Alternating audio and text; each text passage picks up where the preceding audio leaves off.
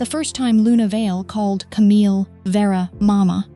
On live television, the world turned it into a scandal. The second time she called her that, Camille was kneeling outside a classroom with glitter on her sleeve, tears in her eyes, and Isa Rowan's hand resting lightly on her shoulder, where every camera could see.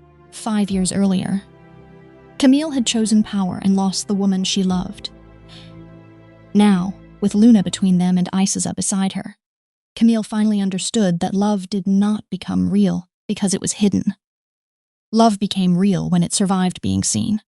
But Margot Vera had spent her life destroying anything that made her daughter human. And Margot was not finished. By sunrise, the photograph had already become history. It was everywhere. Camille Vera, crouched in front of Luna's school. Isa, Rowan, standing close behind her. Luna between them, smiling with both hands full of courage. Looking as if she had personally repaired the world and expected applause for doing it properly. The headlines changed depending on the cruelty of the publication. The secret family of Vera Global.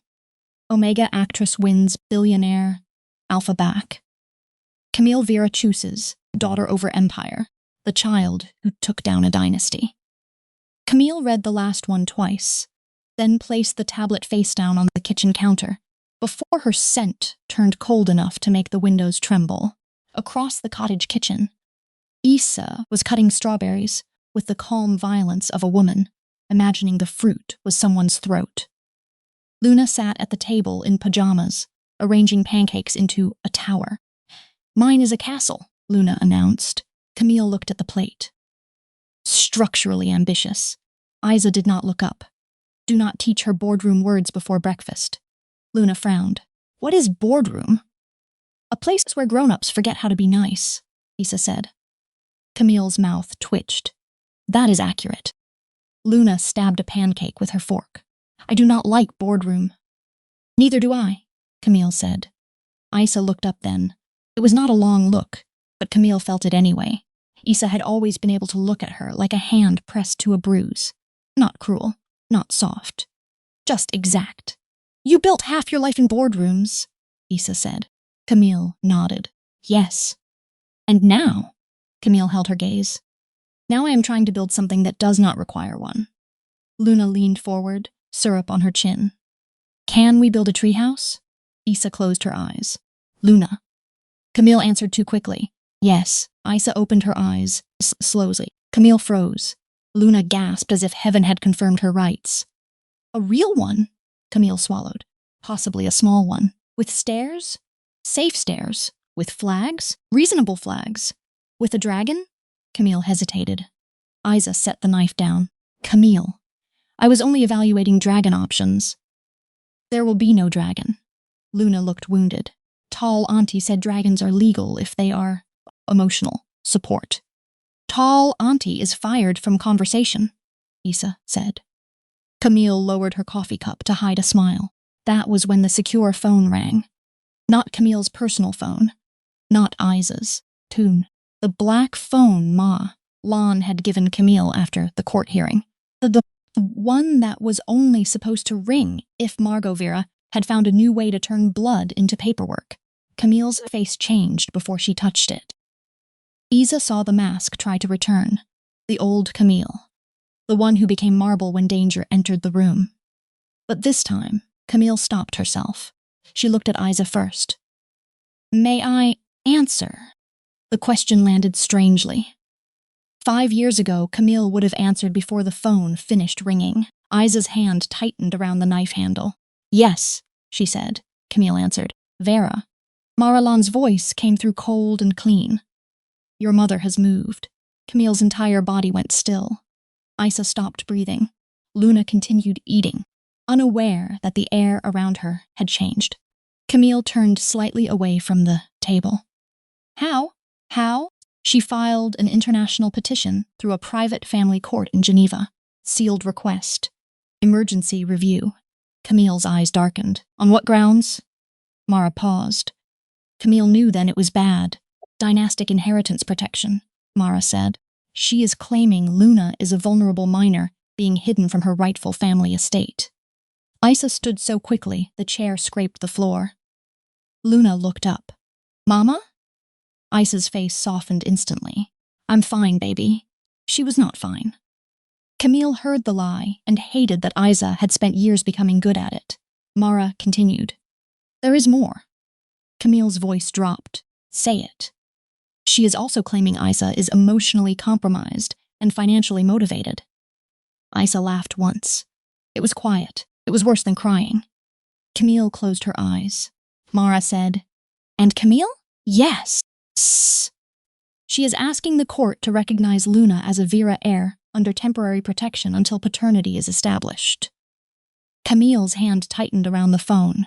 Isa whispered, No. Luna looked from one woman to the other. Is someone being stupid again? Camille's eyes found Isa's. For a moment, the whole world narrowed to the space between them. 5 years ago, Camille had heard a phone ring and chosen the call. Now she heard a war begin and chose the room. She ended the call without finishing Mara's sentence.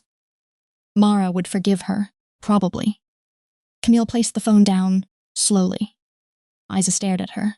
Why did you hang up? Because you were standing in front of me. Isa's lips parted. Camille's voice was rough. I am not going to discuss your daughter, our daughter, with a lawyer while you are holding a knife and pretending you are fine. Luna whispered, Mama has a knife? Isa set it down immediately. Not for people. Camille looked at Luna. For strawberries. Luna nodded gravely. Strawberries are suspicious. No one laughed. Then Luna's lower lip trembled. The 3 words that followed were small enough to break both women. Is Grandma bad? Isa's face changed. Camille's chest tightened so sharply she almost stepped back. Grandma, Margot Vera had never earned that word. She had never held Luna.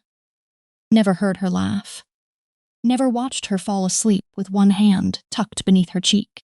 Never seen her name every stuffed animal like it belonged to a royal court. And still, because Luna's heart was young and generous, she had tried to make room for even that monster. Camille crouched beside her chair. Yes, Camille said softly. She has done bad things. Luna looked wounded by the honesty. To me? Camille swallowed. She is trying. Isa's eyes filled. Luna looked at her pancake castle. Why? Camille had survived congressional hearings, corporate betrayal, blackmail files, hostile takeovers, and her mother's smile. She had no idea how to answer a child who deserved a clean world and had inherited a battlefield. Isa came to stand beside them. Because some people think love is something they can own, Isa said. Luna looked up. Like toys? Of course, Isa said. Like people. Luna frowned deeply. That is not allowed. No, Camille said. It is not. Then tell her no. Camille's breath caught. Such a simple thing. Tell her no. 5 years ago, Isa had needed one sign. One public choice. One no spoken to the people who had turned love into leverage. Camille had not given it. It's now her daughter. Small and sticky with syrup. Asked for the same thing like it was easy. Camille looked at Isa. I will, she said. Isa searched her face. Not alone. The words were not a question. Camille felt something inside her loosen and ache at once. No, Camille said. Not alone. By noon, Maralon arrived at the cottage with 2 assistants, 3 sealed binders, and the mood of a woman who considered international family law an irritating but manageable insect. She entered without removing her sunglasses, looked at Luna's pancake tower, and said, Impressive. Luna stood straighter. It has flags. I respect infrastructure. Isa blinked. Camille muttered. Do not encourage her. Mara removed her gloves. I encourage all stable construction. It's more than I can say for Vera Global's legal strategy. Luna whispered to Isa, Auntie Mara is a dragon. Mara smiled. Correct. Isa was too tired to argue with any of them. The meeting took place in the sitting room while Luna colored at the kitchen table under tall Auntie's watchful eye. Camille sat beside Isa, not across from her. That mattered. Mara noticed. Of course, Mara noticed everything. The woman probably noticed secrets before people committed them. The petition is weak, Mara said, placing a file on the table. But dangerous. Margot does not need to win immediately. She needs to create enough legal smoke to trigger media panic, investor panic, school panic, and custody panic. Isa's jaw tightened.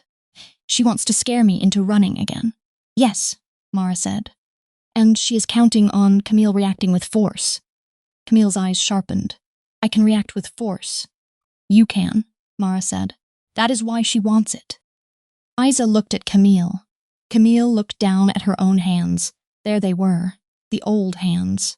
The hands that signed contracts, destroyed competitors, bought silence, built empires, and failed to reach for Isa when it mattered.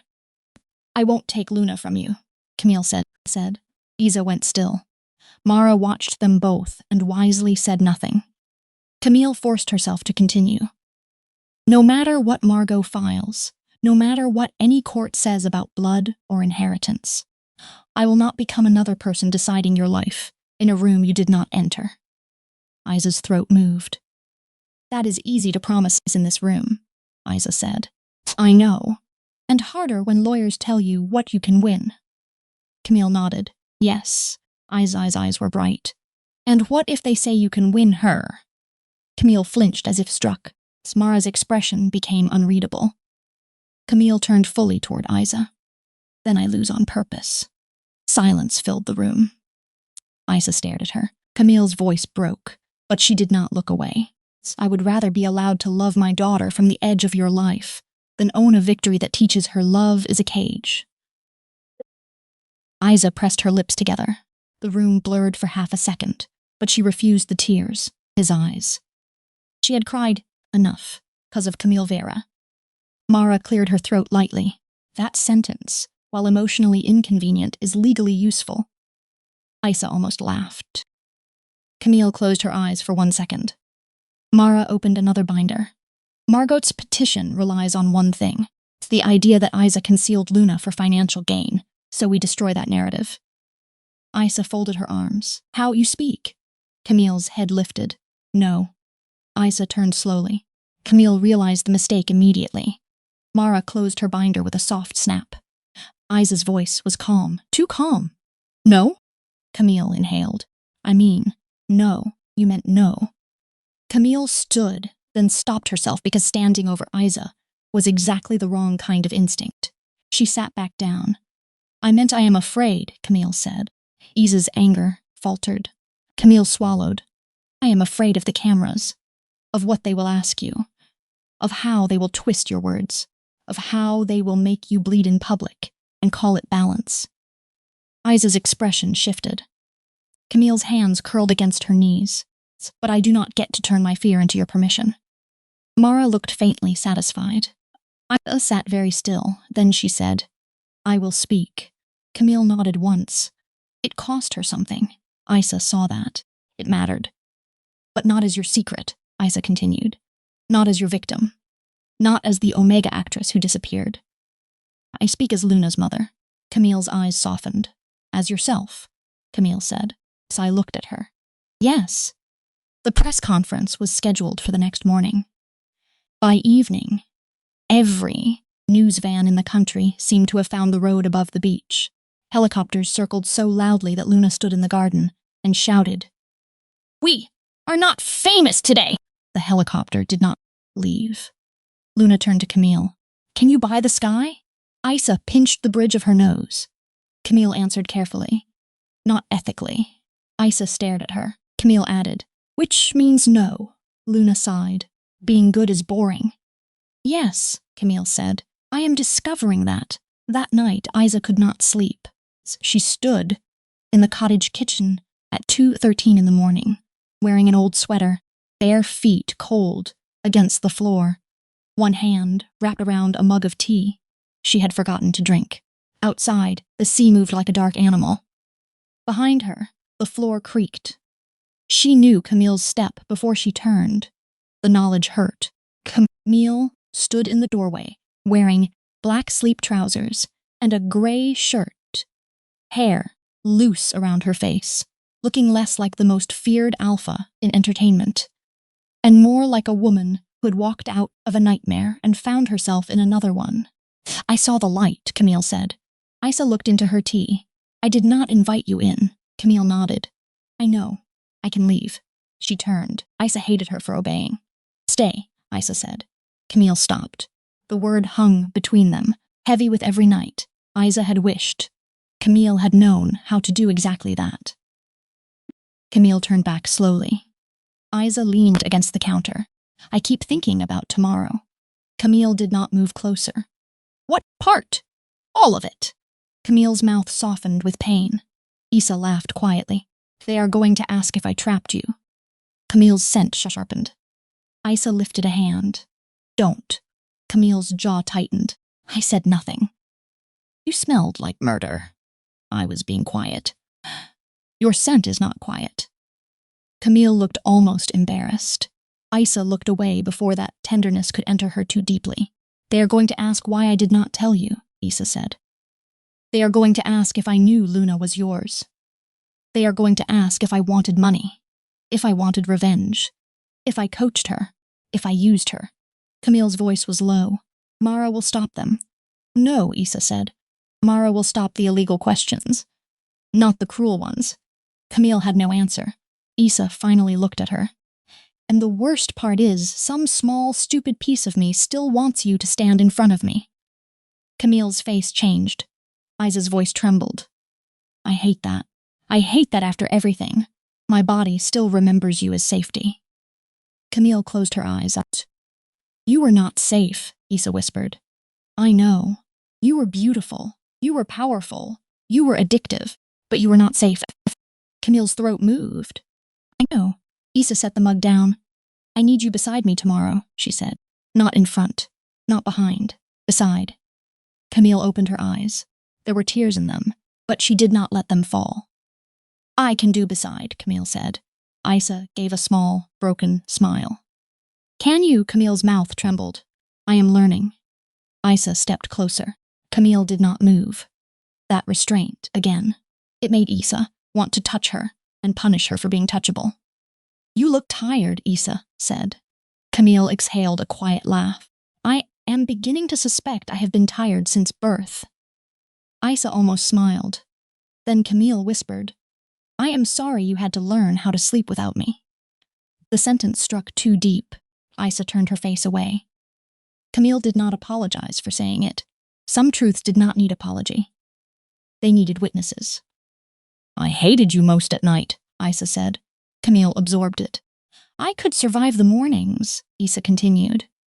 Luna needed feeding. Work needed doing. Bills needed paying. People needed lying to.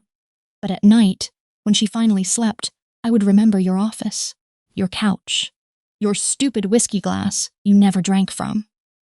Camille looked down. I would remember thinking you were lonely before I knew you were dangerous. Camille's tears fell then. Silent. No performance. Isa watched them and hated how much they still moved her. I was lonely, Camille whispered, but I made it dangerous. Yes. Camille nodded. Yes. For a long moment, neither moved. Then Isa reached out and took Camille's hand. Camille stopped breathing. Isa's fingers were warm. Steady.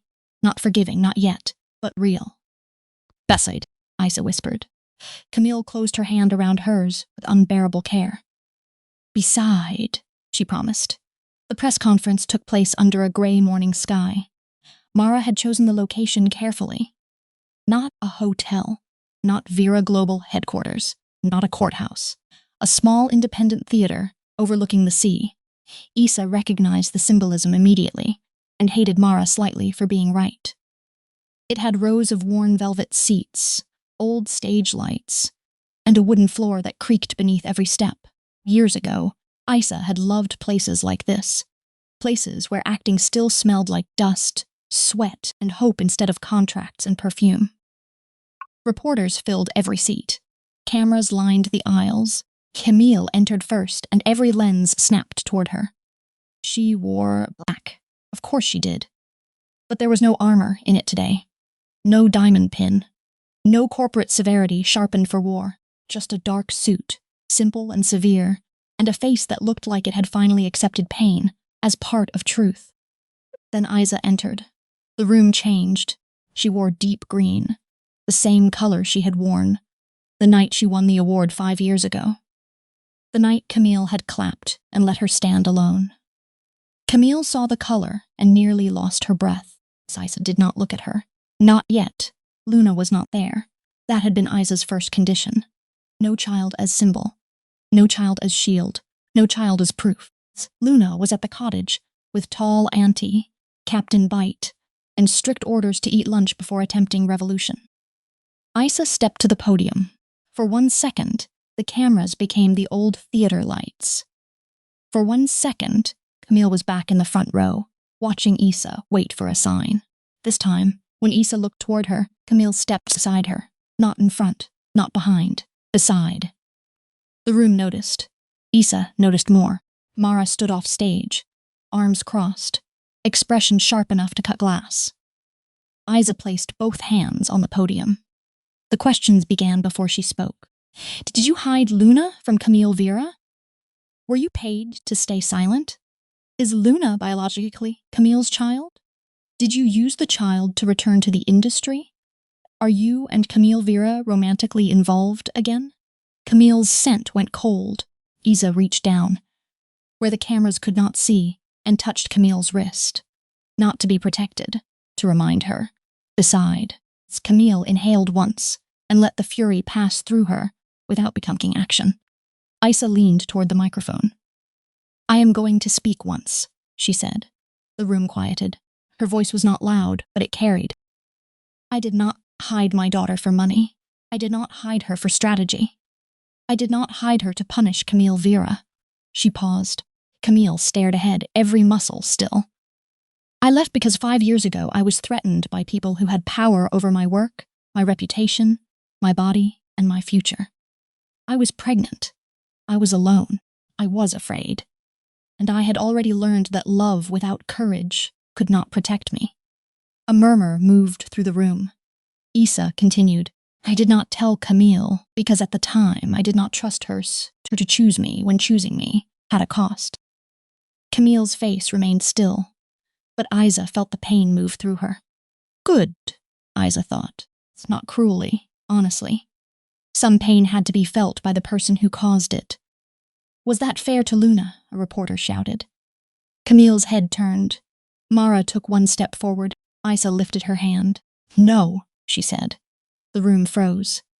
Camille looked at her sharply. Isa's eyes brightened with tears, but her voice did not break. No, it was not fair that my daughter was born into fear. It was not fair that she grew up asking why one of her mothers was lost. It was not fair that I had to decide which truth was too heavy for a child. The reporter lowered his gaze as Isa leaned closer to the microphone. But I will not accept moral lectures from a world that is more offended by a mother hiding than by the people who made hiding necessary. Silence. Then camera shutters exploded. Camille's eyes filled. Isa looked toward her then, just once. Then she continued. Camille Vera failed me. The room held its breath. Camille did not flinch. She knows that, Isa said. I know that. The world does not need to debate it for entertainment. Camille's hand twitched at her side. Isa reached for it. This time, everyone saw. The cameras flashed like lightning. Isa held Camille's hand and kept speaking. But Camille Vera did not create the threats that drove me away. She inherited them. She benefited from them. And now she is tearing them down. Camille looked at their joined hands. She had once owned stages, owned rooms, owned silence. This was the first time a room had witnessed her being held accountable and held at the same time. It almost broke her. A journalist stood. Are you confirming Luna is Camille Vera's biological daughter? Isa looked at Camille. Camille did not answer for her. Isa turned back. I am confirming Luna is my daughter, she said. Any further truth about her body, her blood, her name, or her future belongs first to her safety. Not your headlines. Mara smiled faintly. Another reporter called, Will you allow a paternity test? Isa's hand tightened around Camille's. I already have. Camille turned toward her. For the first time that morning, Camille looked truly shocked. The room erupted. Mara's head snapped toward Isa. Isa looked at Camille, not the cameras. I did it last week, Isa said quietly, privately, before Margot could turn it into a weapon. Camille's lips parted. Isa's eyes softened with pain. I wanted to know before the world tried to tell me what I already felt. Camille could not speak. The reporter shouted, "And the result?" Isa looked back at the room. The result is sealed. Groans, shouts, questions. Isa's voice cut through them. But I will say this. Biology did not make Camille Vera my daughter's mother. Camille's face crumpled. Isa's voice trembled. Showing up did. The silence that followed was enormous. Even the cameras seemed to hesitate. Isa turned to Camille. There, in front of every person, waiting to turn their life into content, Isa touched Camille's face. Not for romance. Not for scandal. For truth. You showed up, Isa whispered. Camille's tears fell. Yes, Camille said. The microphone caught it. The whole world heard. Yes. Margot Vera watched the press conference from a private office in Zurich. She watched her daughter cry on camera. She watched Isa Rowan hold Camille's hand and somehow make humiliation look like grace. She watched the reporters soften. Worst of all, she watched the public believe them. Margot had spent decades perfecting the architecture of control. Shame, silence, reputation, inheritance, fear. She understood scandal. She understood greed. She understood ambition. She did not understand a woman who could stand in public and say, I failed her, and somehow become stronger. She did not understand an Omega who could name her wounds without begging for pity, and she certainly did not understand the child. Luna, the little girl with Camille's storm in her scent and Isa's impossible courage in her eyes. Margot turned off the screen. Across from her, a man in a silver-gray suit waited. His name was Adrian Vale, not Vale by blood, Vale by paperwork. He was the man who had given Isa a temporary surname 5 years ago when she disappeared. The man who had helped arrange a small apartment in Lisbon. The man who had signed as a witness on Luna's first medical forms when Isa had no one else. To the world, he had been a generous foreign producer.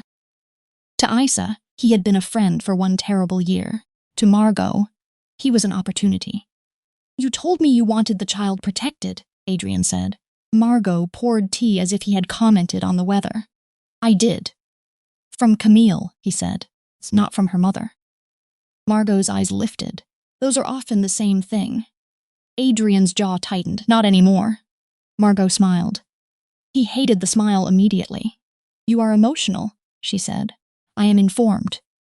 No, Margot said. You are sentimental. It is a common illness among people who spend too much time around Omegas and children. Adrian stood. I should not have come. But you did. He stopped. Margot opened a folder and slid a photograph across the desk. Adrian looked down. His face drained. It was Luna, age 2, asleep in a hospital bed with an oxygen tube beneath her nose. He remembered that night. Isa had called him crying because Luna's fever would not break. He had driven through rain, signed forms, argued with a nurse, and held Isa upright when she nearly collapsed. How did you get this? He whispered. Margot's expression did not change. Adrian looked up slowly. What did you do? I kept records. You had her followed. I monitored risk. She was a baby. She was a Vera. Adrian stared at her as if finally seeing the species beneath the pearls. Margot leaned back. You helped Isa disappear. You signed documents. You moved money. You concealed the child's location. If necessary, I can make you look like a kidnapper. Adrian's hands curled. Margot's voice softened. All I need is a statement. No, you have not heard the statement. I said no. Margot's smile disappeared. For 1 second, the room filled with the woman Camille had feared as a child. You think love protects you? Margot asked. Adrian picked up the photograph and tore it in half. No, he said, but evidence does. Margot's eyes sharpened. Adrian placed a tiny recorder on the desk. Margot went still. He smiled without humor. Camille Vera is not the only one learning from her mistakes. Then he walked out. 20 minutes later, Mara Lon received the audio file. 30 minutes later, Camille heard it. 40 minutes later, as Isa sat on the cottage floor with Luna asleep against her lap and watched Camille Vera become terrifyingly quiet. Not loud, not explosive. Quiet. The kind of quiet that made even Mara Lon say nothing. Isa looked up. Camille's eyes stayed on the phone. She had Luna followed, Camille said. Isa's hand tightened around Luna's blanket. Camille's voice lowered further. When she was sick. When she was 2. When you were alone. Isa closed her eyes. She remembered that hospital room. The fluorescent lights, the cold chair, Luna's tiny hand curled around her finger. The way she had whispered, "Breathe, baby, please breathe," because there had been no one else to beg. Camille stood. Isa's eyes opened. "No," Isa said. Camille stopped. The room held. Isa slowly lifted Luna from her lap and placed her on the couch. Then she stood and faced Camille. "No," she repeated. Camille's scent was winter, smoke, and old blood. "She does not get to keep doing this. I know. She stalked our child. I know. She watched you suffer. I know." Camille's voice broke. "Isa, she watched my daughter almost die and used it as leverage." Isa stepped closer. "I know." Camille's hands shook. "I want to destroy her," Camille whispered. Isa's expression softened with something fierce. "I know." Camille looked at her then, raw and frightening. "Tell me not to." Isa's eyes filled. That was what the old Camille would never have asked. The old Camille would have acted first and explained later. She would have burned the world and called the ashes protection. This Camille stood shaking in the middle of a cottage and asked the woman she had hurt to help her remain human. Isa reached for her. Camille fell into the touch, like she had been standing at the edge of herself for hours. Isa held her face between both hands. "Do not destroy her," Isa whispered. Camille's breath shuddered. "Expose her." Camille's all went still. Isa's eyes burned. "Not for revenge. Not for your pride. Not because she hurt you. Expose her because every person she used deserves daylight." Camille looked at her. Isa continued. "And when you do it, do not make it about me. Do not make me the tragic Omega. Do not make Luna the stolen heir. Make it about the system she built and every person crushed." Camille's lips parted. Isa's voice trembled. "I ran because I thought I was alone. I do not want another woman to run thinking the same thing." Camille stared at her, as if Isa had just become the only law she recognized. Then she bowed her head until their foreheads touched. "You are extraordinary," Camille whispered. Isa gave a broken laugh. "I am exhausted." "You are both." "Yes." Camille's hands rose slowly, stopping before they touched Isa's waist. Isa saw the question.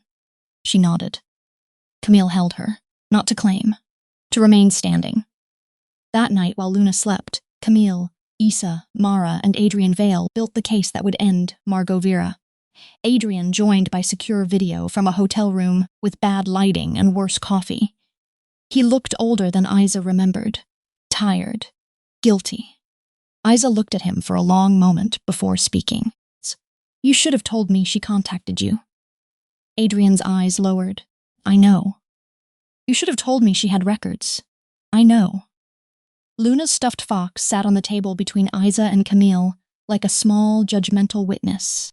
Adrian swallowed. "I thought if I kept distance, you and Luna would be safer." Isa smiled sadly. "Everyone keeps making choices for my safety without asking me." Camille flinched. Isa noticed, but did not soften the truth. Adrian looked at Camille.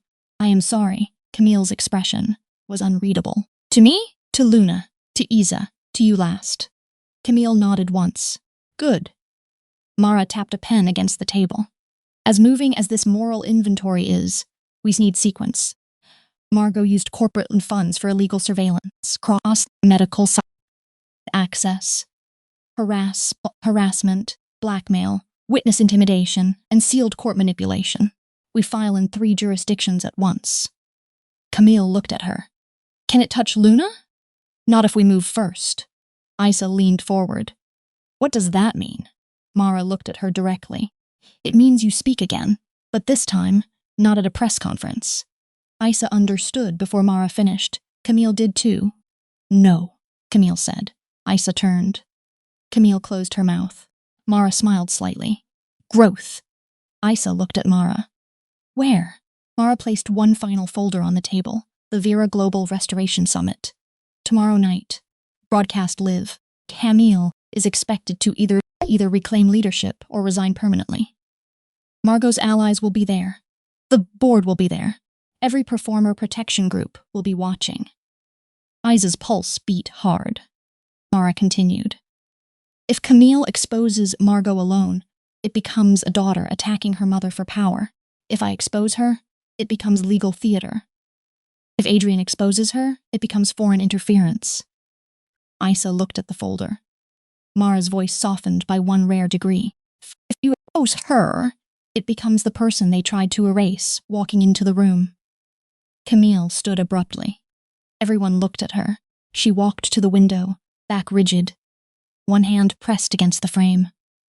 Isa watched her shoulders rise and fall. Camille wanted to say no, wanted to lock the doors, wanted to put Isa and Luna on a plane to a country without cameras, laws, mothers, or history. Instead, she said nothing. Isa stood and walked to her. Say it, Isa whispered. Camille's jaw clenched. I am afraid. I know. I hate that the right thing keeps requiring you to bleed. Isa looked at her profile. I am not bleeding this time, Isa said. I am choosing. Camille turned. Isa held her gaze. That is the difference. Camille's face changed. The old Camille had not understood that difference. She had thought protection meant removing danger, even if she had to remove choice with it. This Camille understood choice could be frightening and still sacred. Beside? Camille asked. Isa's eyes softened. Beside. The summit took place in the same glass auditorium where Camille had destroyed Margot's board once before. Only this time, Margot arrived prepared. She wore white again, always white. White silk, white pearls, white smile. The costume of innocence worn by a woman allergic to remorse. Camille arrived in black. Isa arrived in deep blue. Luna did not attend.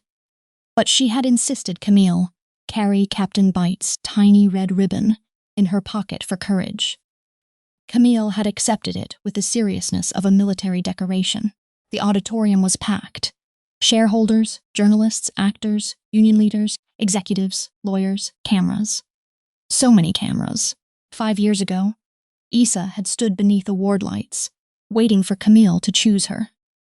Now she walked beside Camille into a room, built to judge them both. This time, Camille did not let go of her hand. Margot noticed. Her smile sharpened. The board chair opened the summit with a trembling speech about stability, public trust, institutional repair, and the importance of protecting shareholder value during emotionally complex transitions. Smara whispered from behind Isa, if boredom were a crime, I'd prosecute. Isa almost laughed. Camille did not. Her eyes were on Margot. Then Margot stood. The auditorium quieted. Before my daughter attempts another dramatic performance, Margot said. Voice, smooth as poison. I would like to remind this room that companies are not families. They are not therapy rooms. They are not stages for romantic guilt. Camille's face did not move. Margot turned toward the cameras. Vera Global has been destabilized by private matters that should never have entered public governance. We are being asked to place corporate assets, inheritance structures, and legacy institutions under the influence of an actress whose relationship with my daughter is both emotionally volatile and financially convenient. A murmur moved through the room. Isa felt Camille's hand tighten. Not enough to hurt. Enough to ask silently? Isa squeezed back once. Yes. Margot looked directly at Isa. Miss Rowan or Miss Vale? depending on which identity benefits you today, has presented herself as a victim. But the facts remain unclear. She disappeared with a child. She refused contact. She returned only when public attention guaranteed leverage. Camille took one step forward. Isa held her back with 2 fingers. Camille stopped. Margot saw it and smiled. Wrongly. She thought Isa had restrained Camille because Camille was dangerous. She did not understand. Isa had restrained her because Camille had finally become willing to listen. Isa released Camille's hand and walked to the center of the stage. The room erupted. Reporters shouted. The board chair protested. Mara lifted one document and said, "She has speaking authority under emergency ethics disclosure." The board chair sat down very quickly. Isa stood under the lights. For one moment, she remembered the award ceremony, the trophy in her hands, the hope in her chest. Camille clapping while staying silent. Then she looked at Camille now. Camille stood at the edge of the stage, eyes locked on her, not hiding, not retreating, not choosing anyone else. Isa breathed. "My name is Isa Rowan," she said. The room quieted. "I used the name Veil because I was afraid. I used it because people connected to this company made my real name unsafe." Margot's expression hardened. Isa turned slightly toward her. "You called me replaceable once." Margot's face did not change. Isa continued, "You told me every audition room would whisper my name like a warning. You said Omegas like me mistake sponsorship for love." A stir moved through the audience. Camille's eyes filled with cold fire. Isa's voice remained steady. "You were wrong. I did not mistake sponsorship for love. I mistook Camille's fear for patience. I mistook secrecy for protection. I mistook waiting for loyalty." Camille lowered her gaze. Isa looked at her, and Camille mistook power for safety. Camille looked up. The room held its breath. Isa turned back to the audience. "That mistake cost us 5 years." A screen behind her lit up. Mara had timed it perfectly. The first document appeared. A surveillance invoice. Then a clinic access request. Then the photograph of Luna in the hospital, face blurred to protect her privacy. A sound moved through the auditorium. Not a gasp. Something uglier. Recognition. Isa's voice became quieter. "This is my daughter at 2 years old. She had a fever. I thought no one knew where we were, except one friend and one doctor. But Margot Vera knew." Margot stood. "This is outrageous." Isa did not look at her. She knew because she had my child followed. The next document appeared. Omega Risk Containment. The title filled the screen like a wound. Isa heard someone swear under their breath. She continued. "This company monitored my body, my pregnancy risk, my medical access, my movements, my silence." Margot snapped, "You have no proof I authorized." Adrian's recording played. Margot's voice filled the auditorium. She was a Vera. The silence after those 3 words was absolute. Camille closed her eyes. Isa turned to Margot. "No," Isa said. Margot stared at her. His eyes stepped closer, every camera following. "She was a baby." Margot's mouth tightened. Isa's voice broke for the first time. "She was my baby, sick, in a hospital bed, breathing through a tube, and you looked at her and saw inheritance." Camille moved then, not forward to fight, forward to stand beside Isa. The rooms saw it. Isa felt Camille's presence at her shoulder. Cedar smoke, winter air. No possession, no command. Beside.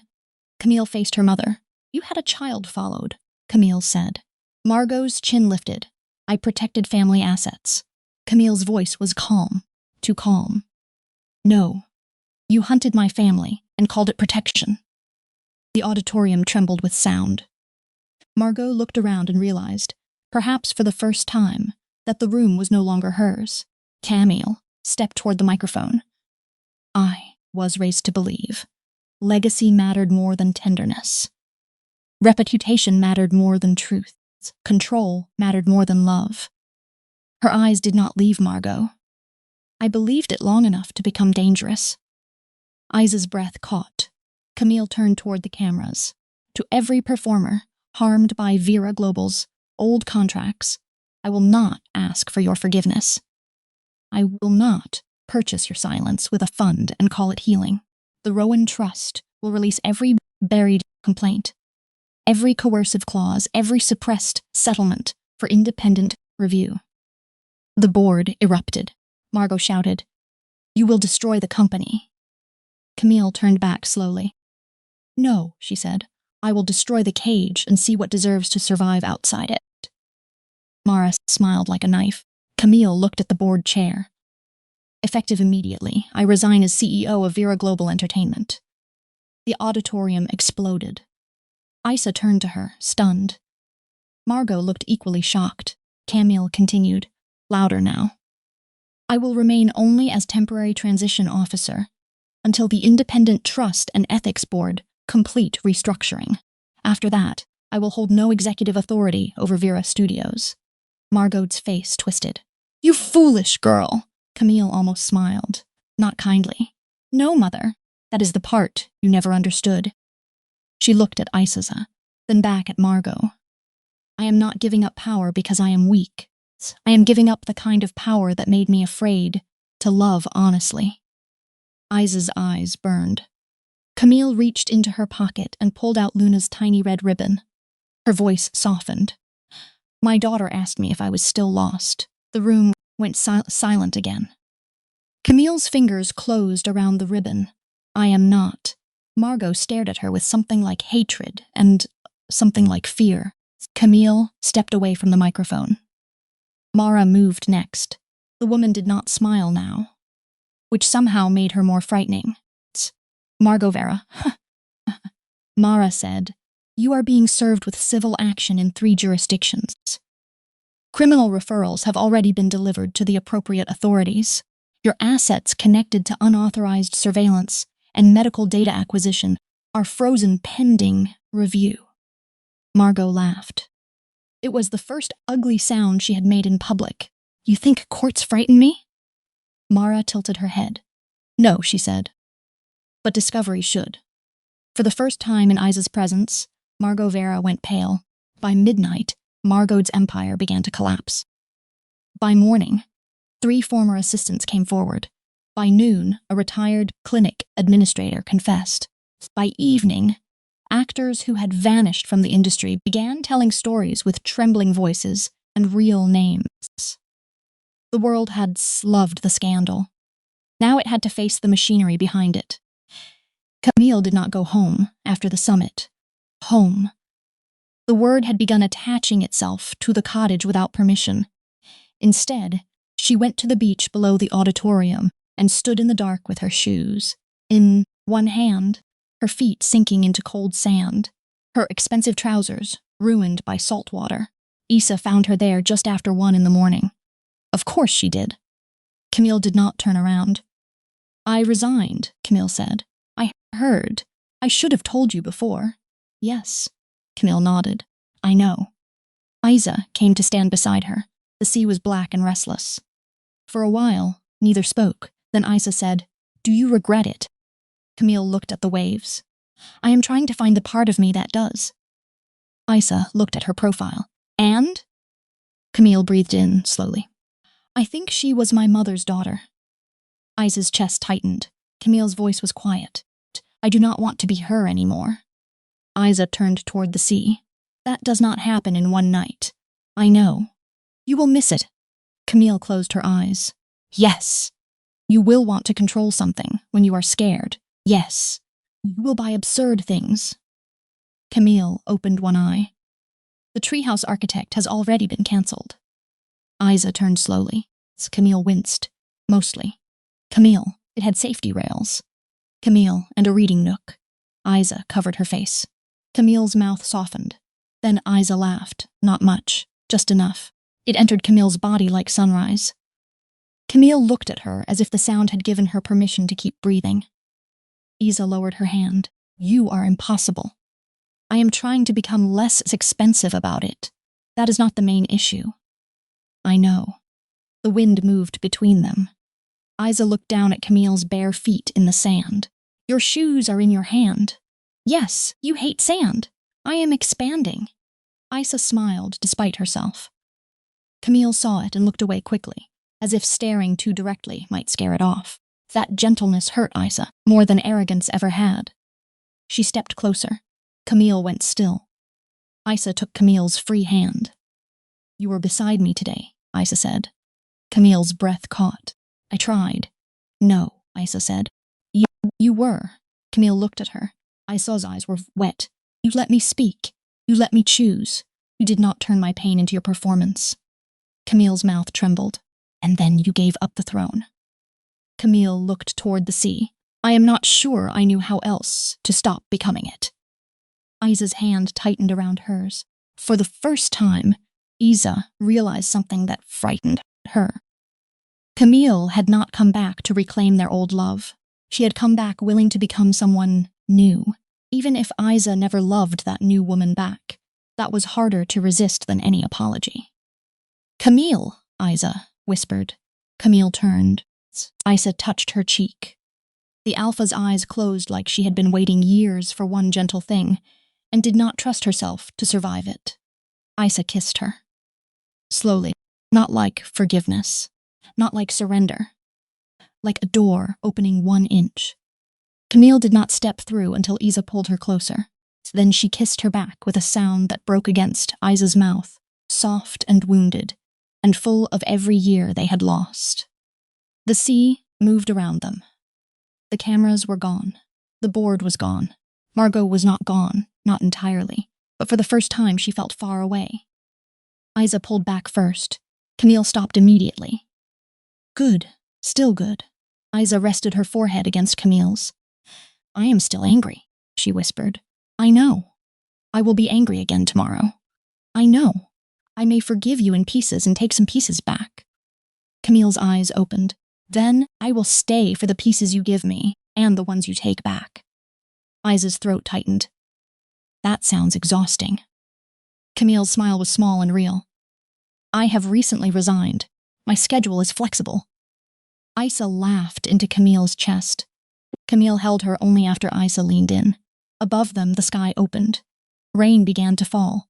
Of course it did. Their love had always known how to find rain. When they returned to the cottage, Luna was asleep on the sofa between tall Auntie and Captain Bite. One sock missing, one hand sticky with jam, despite there being no official source of jam anywhere nearby. Isa stared. "How?" Tall Auntie looked guilty. She negotiated. Camille crouched beside Luna. The child opened one eye. "Smoke, Mama? Yes, little moon?" Luna smiled sleepily. "Did you tell Bad Grandma no?" Camille's eyes filled. "Yes." "Good." Isa knelt beside them. Luna reached for her too, patting both their faces clumsily. "Both mamas tomorrow." Isa looked at Camille. Camille looked back. This question had once felt like a miracle. Now it felt like a promise. "Yes," Isa said. Camille's voice was rough. "Tomorrow." Luna sighed with satisfaction and fell asleep again. 3 months passed. Margot Vera's trials did not happen quickly. People like Margot had lawyers who could turn one sentence into 6 months of procedural fog. But fog was not safety anymore. The world had seen too much. The Rowan Trust opened its first office in the old Vera Studios building. Isa refused the top floor. Camille had expected that. Isa chose the 3rd floor instead, where the windows opened toward the rehearsal studios, and the elevator sometimes complained before arriving. "It feels less haunted," Isa said. Camille looked around the half-painted office. "This building has eaten at least 12 careers and 1 marriage." Isa stared. Camille added, "Historically, we are repainting." Wise. Isa became artistic director. Not symbolic, not honorary. Real. She hired lawyers who specialized in performer abuse, therapists who understood heat cycle coercion, contract auditors who could smell exploitation before a producer finished smiling, former child actors, retired stage managers, one terrifying Omega accountant who made Camille sit up straighter during budget meetings. Camille attended only when invited. At first, people looked at her like a storm cloud had learned manners, and they were not sure whether to applaud. She accepted that. She spent most of her time at the cottage, learning the parts of life no one had taught her. She learned Luna liked bedtime stories with villains who apologized properly. She learned Isa hated being asked if she was tired but softened when tea appeared without comment. She learned grocery stores were designed by people with no respect for alpha decision fatigue. She learned that school glue did not come out of cashmere. She learned that Luna could ask 26 questions before breakfast and remember every answer. She learned that ordinary love was not small. It was relentless. It was socks, soup, slips, nightmares, spilled juice, small fevers, hair braids, missed calls, laundry, listening, staying, especially staying. One evening in late autumn, Camille stood in the cottage garden, holding a hammer and looking deeply betrayed by a wooden plank. Isa watched from the porch with a mug of tea. You are losing to the treehouse. Camille did not turn. The treehouse is using emotional tactics. It is wood. It knows what it did. Luna sat on the grass wearing a construction helmet Camille had bought after researching child safety for 4 hours. Mama, Smoke Mama is bad at hammer. Isa sipped her tea. I know. Camille looked over her shoulder. I have many other skills. Luna considered. You read Dragons good. Thank you. And you scare reporters. Yes. And you make toast black. Camille lifted one finger. That is not a skill. It happens a lot. Isa smiled into her mug. Camille saw it. Everything in her softened. Later, when Luna ran inside to find stickers for the treehouse that did not yet exist, Isa came down the steps and stood beside Camille. The half-built frame leaned slightly to the left. Isa looked at it. Camille looked at it. It is awful, Isa said. Yes, Camille said. Luna loves it. Yes. Isa glanced at her. Are you happy? Camille's hand tightened around the hammer. The question was simple. That made it dangerous. I am afraid to answer, Camille said. Isa's expression softened. Why? Because every time I thought happiness was mine, I tried to secure it so tightly I ruined it. Isa was quiet for a moment. Then she took the hammer from Camille's hand and set it down. You do not have to secure this. Camille looked at her. Isa stepped closer. You just have to keep choosing it. Camille's eyes shone. I choose it. Isa touched her wrist. Again tomorrow. Yes, and after a bad day. Yes. And when Luna hates you for not letting her keep a beach crab in the bathtub. Camille winced. That was one time. She named him Lord Pinch. He was aggressive. He was a crab. Camille looked wounded. He knew I was vulnerable. Isa laughed. Camille watched her laugh under the autumn light and thought, with a sudden ache, that she had spent half her life mistaking victory for this feeling and losing every time. Isa stopped laughing when she saw Camille's face. What? Camille swallowed. I love you. The words landed softly. No stage, no cameras, no crisis forcing truth out like blood from a wound. Just a crooked treehouse, fading light, and Isa in an old sweater. Isa's eyes filled. Camille did not rush, did not apologize, did not explain. She let the words stand without demanding an answer. Isa looked toward the cottage, where Luna was singing something loudly and incorrectly. Then she looked back. I love you too, Isa whispered, but I am still learning how not to be afraid of it. Camille's breath broke. I can love you while you learn. Isa stepped into her arms. This time, Camille did not ask with words. She asked by waiting. Isa answered by resting her head against Camille's chest. Cedar smoke, orange blossom. Home, finally no longer a forbidden word. Winter came with the first real snow Luna had ever seen. She woke the entire cottage by screaming. The sky broke in white. Camille was out of bed before Isa fully opened her eyes, convinced some emergency required tactical response. By the time Isa reached the window, Luna had pressed both hands to the glass and was whispering to the snow, like it might understand diplomacy. Camille stood behind her, hair wild, wearing Isa's robe by accident. Isa leaned against the doorway. That is mine. Camille looked down. So it is. It has flowers. I am expanding. Isa laughed. Luna turned. Can we go outside? It is 6 in the morning, Isa said. Camille said, we can go outside. Isa stared at her. Camille added, after breakfast. Luna cheered. Isa pointed at Camille. Growth. Camille bowed slightly. Painful but ongoing. They made pancakes, because Luna declared snow required round food. They went outside wrapped in too many coats. Camille built the worst snowman in recorded history. Isa took photographs and refused to help because artistic failure deserved documentation. Luna named the snowman Margot. Camille choked. Isa turned away, shoulders shaking. Luna patted the snowman's lumpy head. This one is nicer. Camille looked at Isa. Isa. Isa looked back. And for once, Margot's name did not poison the air. It became snow. Temporary, melting. By spring, the trial finally began. Margot arrived at court in gray, not white. Isa noticed first. Camille noticed second. Mara noticed and smiled as if a prophecy had filed paperwork. The proceedings lasted 11 days. Former assistants testified. Actors testified. Doctors testified. Accountants testified. Adrian testified, voice shaking but clear. Camille testified without armor. Ice testified without fear. Margot testified last. She denied everything, then explained everything, then justified everything. By the end, even the judge looked tired of listening to cruelty call itself strategy. The verdict did not heal the past. No verdict could. But Margot Vera was removed permanently from all Vera Global holdings. Her assets tied to illegal surveillance were seized. Criminal proceedings continued. Civil compensation expanded. The old board was dissolved. The Rowan Trust became permanent. Outside the courthouse, reporters waited for Camille to speak. She did not. Isa did. She stood on the steps with Camille on one side and Luna on the other.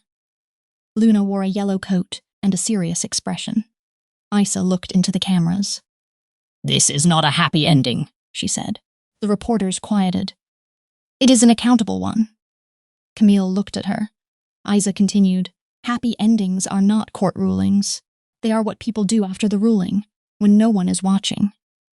Luna tugged her sleeve. Isa bent. Luna whispered loudly, can our happy ending have ice cream? A ripple of laughter moved through the crowd. Isa closed her eyes. Camille's mouth twitched. Yes, Isa said. Our happy ending can have ice cream. A reporter shouted, Camille, what will you do now? Camille looked at Isa, then at Luna, then back at the reporter. I am going home. It became the headline. Not because it was dramatic, because it was true. 1 year after Luna first called Camille Mama on live television, the global screen honors invited them back. Isa almost refused. Camille did refuse. Luna accepted on behalf of everyone because, according to her, we need better snacks this time. So they went. Not as scandal, not as secret, as family.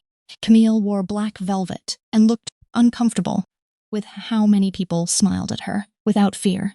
Isa wore silver. When she saw her, she stopped in the hallway like she had forgotten language. Isa lifted an eyebrow. Do not be dramatic. Camille's voice was soft. You look like the first night I lost my mind. Isa's expression changed. Then she stepped closer and adjusted Camille's collar. And you look like you might survive it this time. Camille smiled. Luna?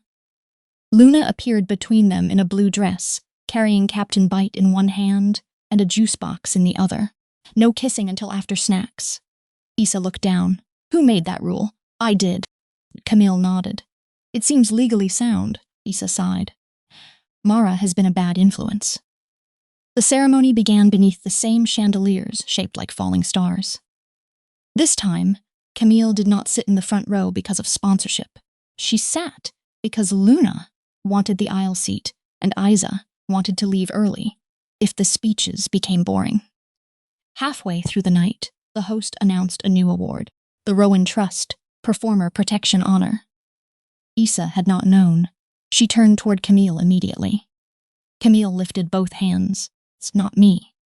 Mara, sitting 2 seats away, smiled like a dragon, pretending innocence. Isa went pale when her name was called. The theater stood, not politely, fully.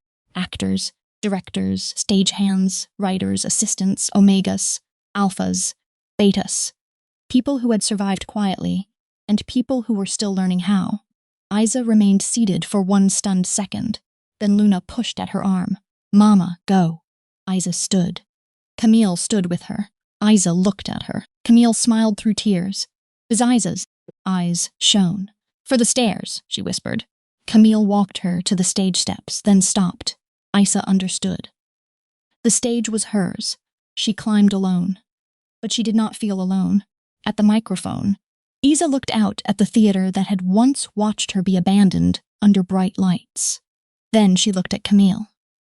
This time, Camille nodded, not as permission, as pride. Isa took the award. "I used to think being seen was dangerous," she said. The room quieted. For some of us, it was. Some of us were punished for being too honest, too omega, too young, too difficult, too unwilling, too easy to threaten. Her voice trembled once. "But I have learned that hiding does not always mean weakness. Sometimes hiding is how we survive, until the world becomes less cruel, or until we become strong enough to enter the room again." Camille's eyes filled. Isa looked at Luna, who was waving Captain Bite like a flag. "I survived for my daughter first." Luna smiled proudly. "Then I learned to live for myself." Isa looked at Camille, and then someone who once failed to choose me learned how to stand beside me while I chose myself. The room turned toward Camille. Camille did not hide. Isa smiled. "That is not a perfect love story, but it is an honest one. And honest love, I think, is the only kind that can grow without becoming a cage." The applause rose like weather. Isa stepped away from the microphone. Then Luna escaped Camille's hand and ran onto the stage. Camille moved to stop her. Mara grabbed Camille's sleeve. "Let the child commit theater." Luna reached Isa and demanded the microphone. Isa looked horrified. The host looked delighted. Camille whispered, "Oh no." Luna took the microphone with both hands. "Hello," she said. The audience melted. "I am Luna Noah Vale Rowan Vera." Camille's face crumpled. Isa covered her mouth. Luna continued. "That is a lot of names because grown-ups made a mess." Laughter filled the theater. Luna nodded, satisfied. "My mama is brave. My smoke mama is practicing. Auntie Mara is a dragon. Tall auntie is not allowed to give me jam after bedtime anymore." Mara applauded once. "And bad grandma is in trouble." The theater made a sound somewhere between shock and laughter. Isa tried to take the microphone. Luna turned away professionally. "But families can be fixed if people say sorry and do dishes and do not lie and come to school, even when other grown-ups whisper." Camille was crying openly now. Luna looked at her. "Smoke mama, are you crying?" Camille laughed through tears. "Yes, okay." Luna turned back to the audience. "She cries now. It is healthier." The host nearly dropped his cards. Isa took the microphone gently. "Thank you, Luna." Luna leaned into it one last time. "Also, tree houses need dragons." Camille whispered, "I knew it." That night, after the ceremony, they returned not to a hotel suite, not to a boardroom, not to a private elevator full of secrets, but to the cottage by the sea. Luna fell asleep in the car with her shoes on, and Captain Bite under her chin. Camille carried her inside. Isa followed, holding the award in one hand and Luna's glittery hair ribbon in the other. They tucked Luna into bed together. Luna stirred as Camille pulled the blanket up. "Both mamas tomorrow," she murmured. Isa looked at Camille. Camille looked at Isa. The question no longer hurt. "Yes," they said together. Luna smiled in her sleep. In the hallway, Camille leaned against the wall and wiped her face. Isa watched her. "You cried a lot tonight." Camille nodded. "Your daughter announced my emotional development to an international audience." "Our daughter?" Camille went still. Isa realized what she had said. The hallway filled with silence. Not empty. Full. Camille whispered, "Say that again." Isa's eyes softened. Our daughter. Camille closed her eyes. For a moment, she looked exactly like the woman Isa had first loved, except gentler where power had once been sharp. Isa stepped closer. I got the final paternity document today, she said. Camille opened her eyes. Isa took a folded envelope from her pocket. Camille did not reach for it. Isa noticed. You can open it, she said. Camille's hand shook as she took it. The paper made a soft sound in the quiet hall. Camille read the result, then read it again, then lowered it. She looked at Isa. Isa smiled through tears. Yes, she whispered. Camille pressed a hand to her mouth. All the signs had been there. The scent, the dates, the eyes, the strange certainty in Luna's first word on that stage. But proof was different. Proof had weight. Proof said the years had been stolen not only from a lover and a mother, but from a child who had been hers from the first breath. Camille folded the document carefully. Then she handed it back to Isa. Isa frowned. You do not want to keep it? Camille shook her head. No. Why? Camille looked toward Luna's bedroom door. Because I do not need paper to remember she is mine. Isa's face crumpled. Camille continued, voice rough. And I do not want to hold proof like a claim. Isa stepped into her arms. This time, she did not hesitate. Camille held her tightly, then loosened immediately, still afraid of holding too hard. Isa felt it. She smiled against Camille's shoulder. You can hold me, she whispered. Camille's breath broke. I am afraid. I know. I do not want to become a cage. Isa lifted her head, then become a home. Camille stared at her. See, Isa kissed her before she could answer. The kiss was not careful this time. It was not frantic either. It was familiar and new, full of grief that had learned how to sit beside joy without ruining it. Camille's hands settled Isa's waist. Isa let them, then guided her closer. Outside, the sea moved in the dark. Inside, Luna slept. For the first time, no one was waiting for the other to leave. The next morning, Camille woke to an empty bed and panic. It lasted 3 seconds. Then she heard laughter from outside. She found Isa and Luna in the garden, both wearing coats over pajamas, standing beside the crooked treehouse. The treehouse had been finished the week before. Badly. Lovingly. It leaned to the left. Had too many flags, one suspicious ladder, and a painted sign over the entrance that read, "No boardrooms allowed." Luna stood beneath it, with her hands on her hips. Camille approached slowly. "Should I be concerned?" Luna turned. "We voted." Camille looked at Isa. Isa smiled. Camille narrowed her eyes. "I was not informed there was a vote." "You were asleep," Luna said. "Democracy is fast." Isa covered a smile. Camille folded her arms. "What did we vote on?" Luna pointed upward. Camille looked. At the top of the treehouse, attached to the safest railing money, had been forbidden from over-engineering, was a small wooden dragon. Painted purple, with glitter wings. Camille stared. Isa leaned close. Emotional support, dragon. Camille looked at Luna.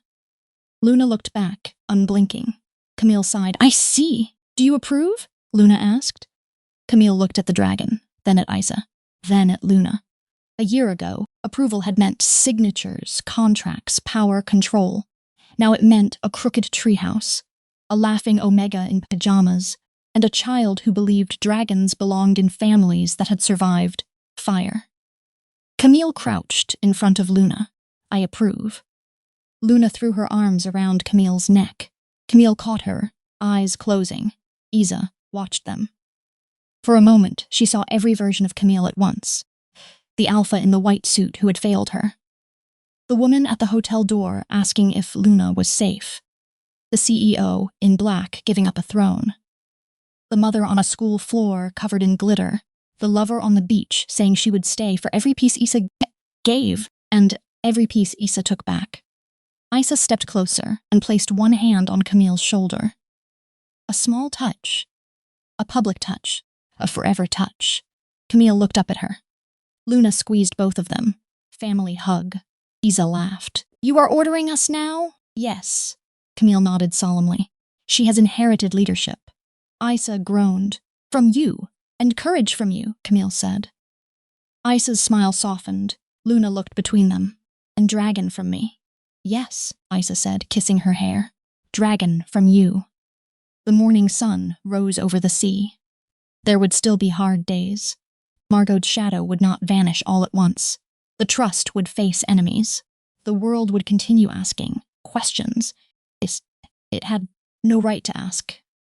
Camille would still sometimes reach for control when fear touched her. Isa would still sometimes pull away when old wounds remembered pain before love. Luna would grow and ask harder questions than either mother knew how to answer. But they would answer together. That was the difference. Camille had once believed power meant never needing anyone. Isa had once believed survival meant needing no one. Luna, with syrup on her chin and dragons in her heart, had taught them both that love was not weakness, not ownership, not rescue. Love was staying. Love was choosing. Love was telling the truth in rooms built for lies. Love was pancakes after court. School mornings after scandal. Bad snowmen. Crooked treehouses.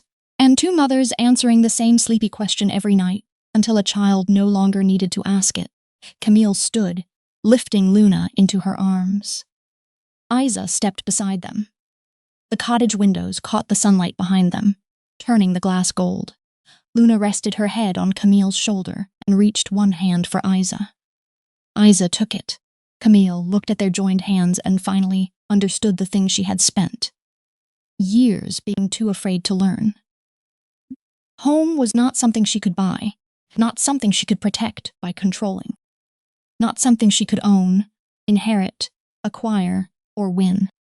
Home was this: a woman who had every reason to leave and chose to stand beside her, a child who had called her lost and then waited while she found the way back. A morning with no cameras close enough to matter. A dragon on a crooked treehouse. Camille kissed Luna's temple. Then she looked at Isa. Both mamas tomorrow? Camille asked softly. Isa smiled. Luna giggled. Then Isa reached up, touched Camille's face, and answered for all of them. Tomorrow, she said. And the day after that. This time, Camille did not promise like an alpha. She did not promise like a CEO. She promised like a woman who had finally learned what power was for. She stayed.